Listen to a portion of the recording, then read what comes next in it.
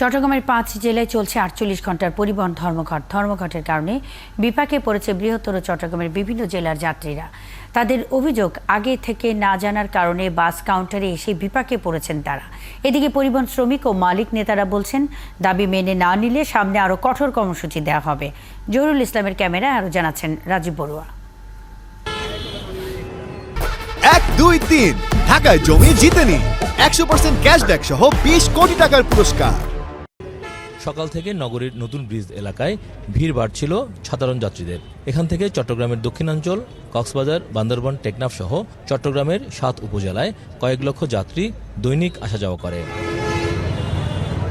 চট্টগ্রাম প্রকৌশল ও প্রযুক্তি বিশ্ববিদ্যালয় চুয়েটে গাড়ি পোড়ানোর প্রতিবাদ সহ ৪ দফা দাবিতে চট্টগ্রামের ৫ জেলায় ৪৮ ঘন্টার পরিবহন ধর্মঘটের ডাক দিয়েছে বৃহত্তর চট্টগ্রাম গণপরিবহন মালিক শ্রমিক ঐক্য পরিষদ। পরিবহন ধর্মঘটের কারণে রাস্তায় বাসসহ বিভিন্ন গণপরিবহনের সংখ্যা স্বাভাবিকের চেয়ে কম। এছাড়া ৩ পার্বত্য জেলা, কক্সবাজার ও চট্টগ্রামের বিভিন্ন উপজেলাগামী রুটেও বাস চলাচল বন্ধ আছে।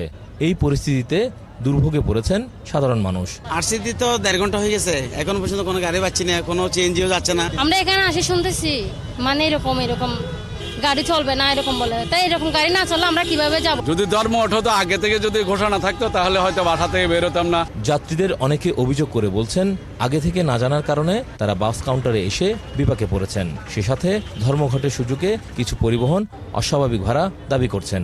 একটা সিট ছিল, ওখানে আমার কাছ থেকে ৭০০ টাকা চাইছে। পুরো গাড়ি যায় ৫০০ টাকা, এখন একজন ৫০০ টাকা, এটা কি মগের মূল্য নাকি? পরিবহন নেতারা জানান, চুয়েটে দুর্ঘটনার কারণে তারা দুঃখিত। পাশাপাশি এই ঘটনার ক্ষতিপূরণ দেওয়ার পরও তাদের গাড়িতে আগুন দেওয়া হয়েছে। তারা দ্রুত সড়কের নৈরাজ্য সহ তাদের নামে মিথ্যা মামলা প্রত্যাহারের দাবি তোলেন। প্রথম দাবি হচ্ছে সুয়েটের যে ঘটনা, সেখানে মীমাংসা হওয়ার পর আমাদের গাড়িগুলো নিয়ে পুরাই দিচ্ছে, আমরা ওগুলো ক্ষতিপূরণ চাচ্ছি। আবার খাপ্তায় সড়কে গাড়ি চলতে দিচ্ছে না, যারা নৈরাজ্য সৃষ্টি করছে তাদের বিরুদ্ধে আইনি ব্যবস্থা।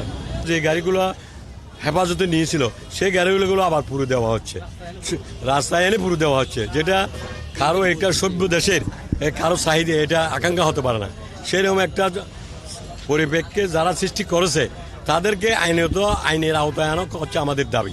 পরিবহন ধর্মঘটের আওতায় চট্টগ্রাম সহ ৫ জেলায় ১২০টি রুটে গণপরিবহন চলে প্রায় ১০,০০০। রাজীব বড়ুয়া, ৭১, চট্টগ্রাম।